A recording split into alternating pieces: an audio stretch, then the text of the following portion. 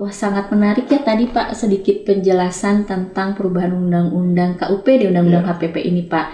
Ada yang cukup menarik buat saya mengenai konsensus pemajakan global Pak. Nah, itu seperti apa ya Pak penjelasannya Pak Sunoto? Iya. Baik, terima kasih Mbak Dini ya. Terkait konsensus pemajakan global, itu maksudnya bahwa konsensus tersebut pemerintah itu berwenang untuk membentuk dan atau ya melaksanakan perjanjian dan atau kesepakatan di bidang perpajakan ya dengan pemerintah negara mitra atau yurisdiksi mitra secara bilateral ya, dua pihak atau multilateral, jadi banyak pihak ya. Dalam rangka apa? Yang pertama, penghindaran pajak berganda dan pencegahan pengelakan pajak. Yang kedua, pencegahan penggerusan basis pemajakan dan pergeseran laba. Ini yang dikenal dengan istilah BEP ya, Base Erosion and Profit Shifting ya. Yang ketiga, terkait dengan pertukaran informasi perpajakan. Dan yang terakhir adalah terkait bantuan penagihan pajak dan kerjasama perpajakan lainnya. Mungkin itu Mbak ya terkait konsensus pemajakan global. Iya, mungkin ada Pak Doni silakan, masih ada yang mau menambahkan Bapak silakan Pak. Ya, Pak Doni ini sering melihat kekurangan-kekurangan. Sudah lengkap, cuma ingin menambahkan sedikit saja. Gini Mbak, Bu Menkyu ya, Sri Mulyani Indrawati mengungkapkan dalam suatu kesempatan G20 ya, bahwa anggota G20 telah menyepakati pajak minimum global, ya, global minimum tax dapat diimplementasikan pada tahun 2023 mendatang. Ini merupakan hasil pertemuan pertama dari para menteri keuangan dan gubernur bank sentral dalam presidensi G20 di Indonesia, di Bali dan di Jakarta ya. Ibu Menteri menjelaskan pajak minimum global merupakan pilar kedua dari solusi sistem pajak internasional yang telah digulirkan oleh OECD. Pilar itu untuk mengatasi isu hilangnya potensi pajak akibat digitalisasi dan globalisasi, base erosion atau BEPS tadi, ya, tax avoidance dan tax evasion. Dengan demikian, kesepakatan ini memungkinkan perusahaan raksasa seperti Apple, kemudian Microsoft, Amazon, hingga Google tidak lagi bisa menghindari pajak dengan mendirikan perusahaan yurisdiksi pajak rendah, ya. Sementara dia meraup penghasilannya dari negeri yang ada pajaknya. Oh ya, tadi pilar kedua ya. Pilar pertamanya apa? Pilar pertamanya adalah negara-negara anggota G20 itu sepakat untuk melakukan pajak digital kepada perusahaan-perusahaan yang telah mengglobal. Jadi itu disepakati pertama. Yang kedua adalah ada pajak minimum yang disepakati. Itu ya, betul. Itu mengenai konsensus pemajakan global gitu Pak. Tadi juga sempat disinggung tentang Mutual Agreement Procedure Pak, MAP. Nah itu seperti apa Bapak dalam undang-undang harmonisasi peraturan perpajakan ini? Saya mungkin Mbak Dini, Pak Doni membahasakannya mungkin secara sederhana aja Pak. Jadi ketentuan terkait MAP ini, jadi kalau diskusi atau perundingan terkait MAP ya belum menghasilkan kesepakatan sampai dengan putusan banding atau putusan peninjauan kembali diucapkan, maka Dirjen Pajak DJP dalam hal ini tetap melanjutkan perundingan atau pembahasan MAP tersebut ya, dalam hal ya materi sengketa yang diputus dalam putusan pengadilan pajak, putusan banding atau yang diputus dalam putusan peninjauan kembali itu berbeda dengan sengketa yang diajukan atau yang dibahas atau yang dirundingkan dalam MAP. Jadi ini sebenarnya bisa seiring jalan ya, sepanjang materinya itu berbeda antara yang di upaya hukum dengan yang di MAP. Gitu ya Pak Doni kira-kira ya? Iya. Jadi memang gini, MAP itu prosesnya dalam rangka menuju MA. Jadi Mutual Agreement Procedure itu adalah prosedur yang harus dilalui dalam rangka menuju MA, Mutual Agreement-nya. Ya, sampai dengan putusan banding atau PK diucapkan, maka DJP tetap dapat melanjutkan perundingan dengan negara mitra atau yurisdiksi bisa sepanjang materi sengketa tadi yang disampaikan Pak Noto yang diputus itu berbeda dengan yang dibahas dalam perundingan MAP tersebut. Iya, jadi sudah jelas ya Bapak mengenai Mutual Agreement Procedure ini ya. Nah, selain itu Pak, ada pokok perubahan selanjutnya Pak mengenai Undang-Undang KUP ini mungkin? Pak Doni? Ada. Masih banyak. Tapi masih ada waktu untuk masih ada. Baik Bapak, mohon dilanjut Bapak kepada pokok perubahan selanjutnya Pak. Oke. Pokok perubahan selanjutnya itu terkait dengan kuasa. Nanti ada beberapa yang lain terkait dengan pidana Pak ya, ketentuan pidana Pak Doni ya. Jadi dalam Undang-Undang HPP terdapat perubahan terkait persyaratan kuasa. Nah, di Undang-Undang lama, di Undang-Undang KUP yang terakhir diubah dengan Undang-Undang Cipta Kerja di pasal 32 ayat 3A itu diatur di ketentuan Undang-Undang HPP bahwa seorang kuasa yang ditunjuk oleh wajib pajak itu harus mempunyai kompetensi, ya, saya ulangi, harus mempunyai kompetensi, ya, dalam aspek perpajakan. Kecuali, ya, kuasa yang ditunjuk merupakan suami, ya, kemudian istri atau keluarga saudara atau semenda sampai dengan derajat kedua. Jadi sekarang di Undang-Undang HPP itu diatur dengan tegas bahwa seorang kuasa itu harus memiliki kompetensi dalam aspek perpajakan, kecuali yang tadi ya, keluarga saudara atau semenda sampai 2 derajat ke atas, atau suami atau istri. Nah, terkait dengan kompetensi dari aspek perpajakan, tentu nanti bisa dibuktikan dengan pendidikannya, dengan sertifikasinya, termasuk pembinaan dari asosiasi konsultan pajak misalnya. Saya kira itu Mbak Dini ya, terkait dengan perubahan terkait kuasa wajib pajak. Ada yang akan ditambahkan Pak Doni atau sudah? Sudah lengkap. Sudah lengkap ya. Tapi biasanya ada Pak. Saya menambahkan di ketentuan pasal 295 Kitab Undang-Undang Hukum Perdata ya, berkenaan dengan pengertian semenda. Semenda itu apa?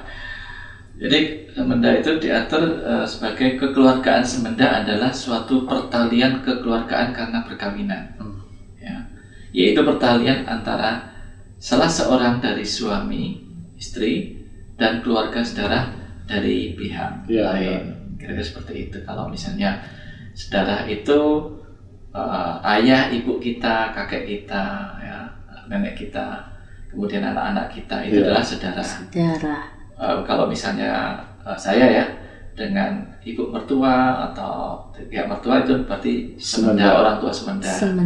Seperti itu. Kemudian saudara kandung ya, ke samping itu kalau saya berarti kakak saya, adik saya. Kalau misalnya dia kakak atau adik dari istri, maka berarti dia adalah dari pertalian pernikahan tadi, jadi semenda kakak ipar kira-kira seperti itu. Tapi untuk kuasa wajib pajak ini adalah yang sampai dengan 2 derajat. 2 derajat, betul. Kalau kita berarti sampai dengan cucu kita. Kalau yang saudara ke bawah itu sampai cucu. Betul. Saudara ke atas sampai kakek nenek kita. Kalau semenda berarti kakek nenek dari istri. Betul. Atau cucunya dari istri, dari anak tiri ya. Dari anak tiri misalnya begitu, yang tidak saudara. Iya. Terima kasih atas penjelasannya Bapak. Apakah ada lagi Pak pokok-pokok perubahan dari Undang-Undang KUP ini dalam Undang-Undang HPP? Ada ya, yaitu terkait perubahan di ketentuan pidana perpajakan. Tapi Baik, boleh, Pak Doni kayaknya. Iya, boleh nih Ya. Pak. Ditunggu sebentar, Ya, nanti ya. akan kita jelaskan setelah yang satu ini. Iya, iya. Pi, istirahat Pi. Oke, Mi.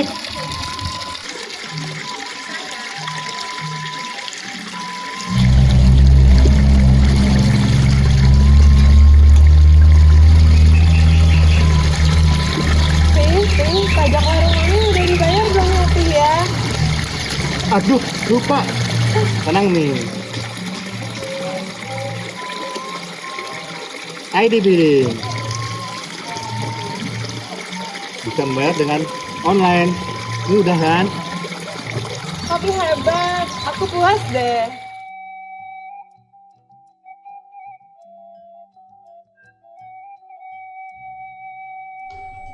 Hai kawan pajak, berjumpa kembali dalam Simadu Plus On Air, membuka hati untuk negeri. Mari kita simak kembali pembahasan kita mengenai pokok-pokok perubahan Undang-Undang KUP dalam Undang-Undang HPP. Gitu ya Pak, masih bersama narasumber Bapak Sunoto dan juga Pak Doni Himawan. Nah Bapak, berikutnya terkait dengan bagian penegakan hukum Pak. Mungkin ke Pak Doni ya Pak ya. Oke. Terkait penegakan hukum, apa sih Pak yang menjadi latar belakang dari dilakukannya penyempurnaan ketentuan pada bagian penegakan hukum Bapak? Baik, terima kasih. Sebenarnya yang ini merupakan kelanjutan dari yang disampaikan Bapak Sunoto sebelumnya tentang pokok-pokok perubahan di KUP ya. KUP, iya. Berikutnya adalah perubahan di bidang penegakan hukum. Ya. Sebagaimana kita ketahui bersama kawan pajak, di undang-undang sebelumnya itu masih terdapat semacam dispute ya atau disparitas pemahaman daluarsa, ya, daluarsa penuntutan ya, dan pemeriksaan bukti permulaan. Yang pertama. Yang kedua adalah tentang ultimum remedium pada pasal 44B ya, yang ternyata tidak banyak dimanfaatkan oleh wajib pajak. Yang ketiga, pidana denda sebagian besar disubsidiar dengan pidana kurungan. Dan yang keempat dan terakhir, penegakan hukum pidana pajak sebagian besar berakhir di pemidanaan fisik tanpa adanya upaya pemulihan kerugian pada pendapatan negara atau KPPN. Iya. Mungkin sedikit saya tambahkan Mbak tentang daluarsa ya. Sebenarnya di ketentuan perpajakan kita itu ada 3 ya istilah daluarsa. Yang pertama daluarsa penetapan. Itu diatur di pasal 13 ayat 1 tentang daluarsa penetapan itu 5 tahun sejak saat terutangnya pajak ya, masa pajak, berakhirnya bagian tahun pajak atau tahun pajak itu sendiri. Ini tentang daluarsa penetapan ya. Kemudian yang kedua ada daluarsa penagihan. Itu juga sama 5 tahun sejak saat terutang atau masa pajak bagian tahun pajak dan tahun pajak itu sendiri diatur di pasal 14 ayat 5B. Dan yang terakhir adalah daluarsa penuntutan.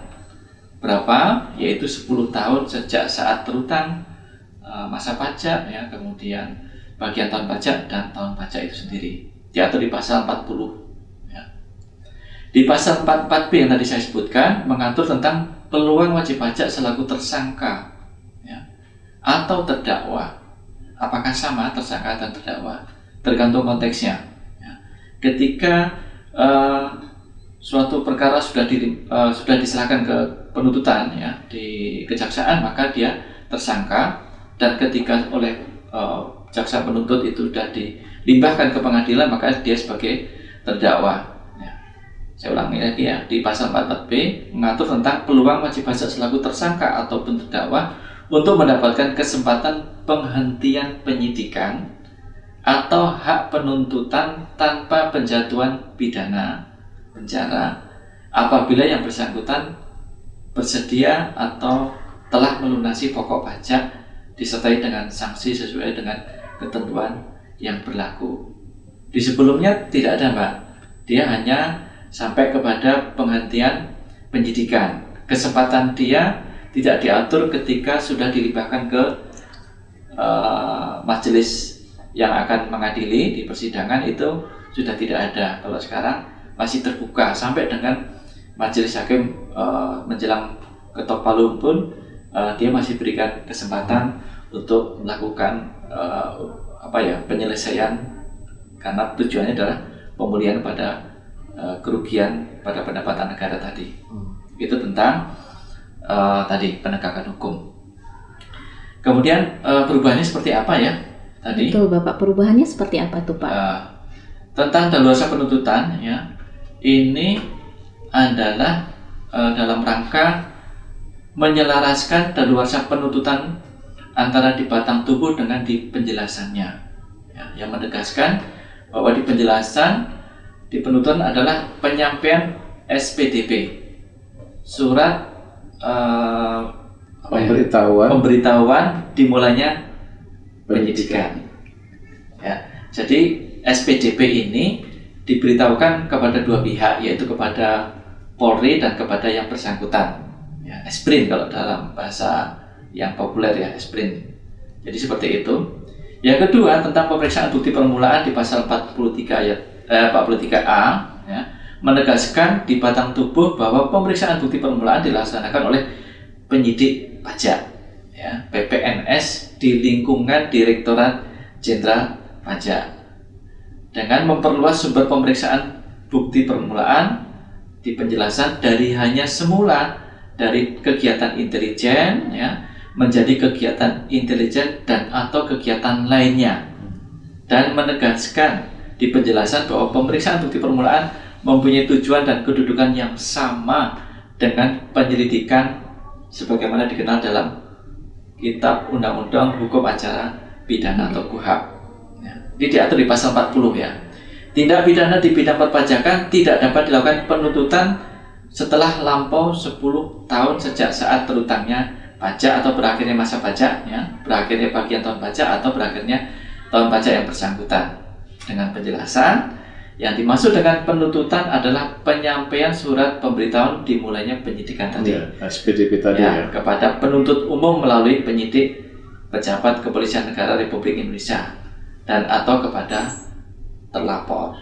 Satu lagi di pasal 43A ayat 1, Direktur Jenderal Pajak berdasarkan informasi, data, laporan, dan pengaduan berwenang melakukan pemeriksaan bukti permulaan sebelum dilakukan penyidikan tindak pidana di bidang perpajakan. Siapa yang melakukan? Yaitu oleh PPNS di lingkungan Direktorat Jenderal Pajak, diatur secara jelas di undang-undangnya. Demikian.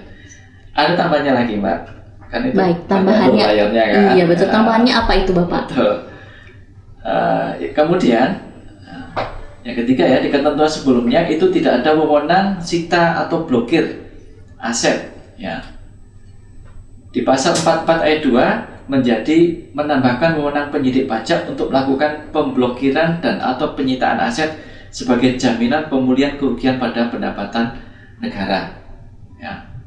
Dan yang keempat atau terakhir tentang penghentian penyidikan di pasal 44A, perubahan referensi penghentian penyidikan di pasal 44 ayat 2 dan menambahkan kondisi baru yang dapat dilakukan penghentian penyidikan, yaitu dalam hal wajib pajak melakukan pengungkapan ketidakbenaran perbuatan sebagaimana diatur dalam pasal 8 ayat 3. Penjelasannya masih ada di pasal 44 ayat 2 ya, yaitu melakukan pemblokiran harta kekayaan milik tersangka sesuai dengan ketentuan peraturan perundang-undangan dan atau penyitaan harta kekayaan milik tersangka sesuai dengan undang-undang yang mengatur mengenai hukum acara pidana, termasuk tetapi tidak terbatas dengan adanya izin ketua pengadilan negeri setempat ya. Kemudian penghentian penyidikan karena wajib pajak mau melakukan pengungkapan ketidakbenaran sebagaimana tadi saya sampaikan di pasal 8 ayat 3 tidak penghentian penyidikannya Pak, itu ada kondisi-kondisinya, yaitu pertama WP melakukan haknya sesuai dengan pasal 8 ayat 3 Yang kedua, ternyata tidak terdapat cukup bukti. Ya. Kemudian yang ketiga, ternyata bukan merupakan peristiwa tidak pidana, dan yang terakhir adalah demi hukum. Ya, seperti itu. Lanjut. Iya, itu penjelasannya Pak ya. Tadi ada lagi tentang ultimum remedium. Ya, ini kental dengan istilah hukum semua ini. Iya, dengan ultimum remedium Pak, yang seperti yang tadi sedikit Bapak sampaikan tuh, bagaimana dengan ketentuannya Pak mengenai upaya menghindari pemidanaan atau lebih dikenal dengan ultimum remedium nih Pak dalam Undang-Undang HPP ini seperti apa Bapak? Baik, ini juga di pasal 44B ya. Upaya menghindari pemidanaan hanya di penyidikan. Sanksi pasal 44B dibuat berlapis, yaitu kalau pasal 38 itu sanksinya 1 kali ya, kealpaan ya, tidak sengaja. Kalau dia dengan sengaja maka dia lebih berat, yaitu 3 kali, dan berkenaan dengan PPN dia 4 kali sesuai dengan ancaman pidana ya. Kemudian wajib pajak dapat melakukan upaya menghindari pemidanaan penjara sampai dengan tahap persidangan dengan melunasi pokok dan sanksi sebagaimana diatur di pasal 44B, dan pembayaran pokok dan sanksi tersebut sekiranya tidak lunas seluruhnya maka diperhitungkan secara proporsional dalam membuat perhitungan pidana berupa denda. Ya, seperti itu. Ini diatur di pasal 44B ayat 2 dan penjelasannya. Seperti itu Mbak, penjelasan tentang ultimum remedium. Tentang ultimum remedium, iya. Ada satu lagi tentang baik Bapak, silahkan. Tentang pidana denda, tadi kan terakhir saya menyampaikan tentang pembayaran pidana denda ya. Tentang pidana denda yang tidak disubsidir. Sebelumnya itu tidak atau belum diatur. Sekarang pidana denda tidak dapat disubsidir dan wajib pajak terpidana yang apabila pidana denda tersebut tidak dibayar, maka jaksa akan melakukan penyitaan aset. Dan jika setelah dilakukan penyitaan aset, pidana denda masih belum juga lunas, maka dapat diganti dengan pidana penjara yang tidak melebihi pidana yang diputus. Ini diatur di pasal 44C. Di ayat 1-nya, pidana denda sebagaimana dimaksud dalam pasal 39 dan pasal 39A tidak dapat digantikan dengan pidana kurungan dan wajib dibayar oleh terpidana. Ya, karena sudah diputus ya, maka namanya terpidana. Di ayat 2-nya, dalam hal terpidana tidak membayar pidana denda sebagaimana dimaksud pada ayat 1, paling lama 1 bulan sesudah putusan pengadilan yang telah memperoleh kekuatan hukum tetap, maka jaksa melakukan penyitaan dan pelelangan terhadap harta kekayaan terpidana untuk membayar pidana denda sesuai dengan ketentuan perundang-undangan yang berlaku. Selain tadi yang Bapak sebutkan, masih ada tidak ya Pak tentang perubahan pada bagian pidana ini Pak dalam Undang-Undang Harmonisasi Peraturan Perpajakan? Ada ya? yang terakhir ya. Yang terakhir. In absentia ya. Yaitu sebelumnya itu tidak diatur ya di undang-undang sebelum HPP. Sekarang diatur bahwa dalam hal terdakwa telah dipanggil secara sah dan ternyata tidak hadir, maka perkara tetap dapat dilanjutkan dan diputus di pengadilan. Ya. Dalam hal terdakwa telah dipanggil secara sah dan tidak hadir di sidang pengadilan tanpa alasan yang sah tentunya maksudnya ya, maka perkara tindak pidana di bidang perpajakan tetap dapat diperiksa dan diputus tanpa kehadiran terdakwa. Ini diatur di pasal 44D. Baik, begitulah rangkumannya seperti di layar. Iya, rangkumannya seperti di layar ya kawan pajak mengenai perubahan Undang-Undang KUP dalam Undang-Undang Harmonisasi Peraturan Perpajakan pada bagian pasal pidana, Bapak ya. Iya, wah ternyata cukup komprehensif ya Pak pokok-pokok perubahan KUP ini dalam Undang-Undang HPP. Nah Pak, sebelum kita mengakhiri episode kali ini, boleh dong Pak lagu yang tadi Pak. Lagu yang tadi itu judulnya apa? Nah mungkin kawan pajak ada yang lupa nih lagu tadi tuh apa sih judulnya? Karena lagunya cukup dalam loh maknanya ya Pak ya. Iya betul. Apa itu judulnya? Saya kira itu komposernya adalah Gombloh ya. Oh, goblok. Gomblo. Iya. Bolehlah tetap jadi misteri buat kawan pajak yang tahu judul lagu, boleh silakan ketik di kolom komentar gitu ya Pak Sunoto ya, Pak Doni ya. Baik Pak Sunoto, Pak Doni, terima kasih banyak Bapak atas kehadirannya dalam podcast kali ini. Jangan lupa nih kawan pajak untuk like dan tekan tanda lonceng dan follow akun YouTube KPPPMA 2. Nah, kawan pajak, itulah si Madu episode kali ini. Semoga dapat menambah pengetahuan kawan pajak semua dan juga dapat memperdalam pemahaman kawan pajak dalam melaksanakan kewajiban perpajakannya ya Pak ya. Betul. Iya, oke. Sungguh manis mangga kue nih. Namun sayang hanya ada satu. Cukup sekian si Madu Plus kali ini. Sampai jumpa di lain waktu. Wassalamualaikum warahmatullahi wabarakatuh. Si Madu Plus on Air membuka hati untuk negeri.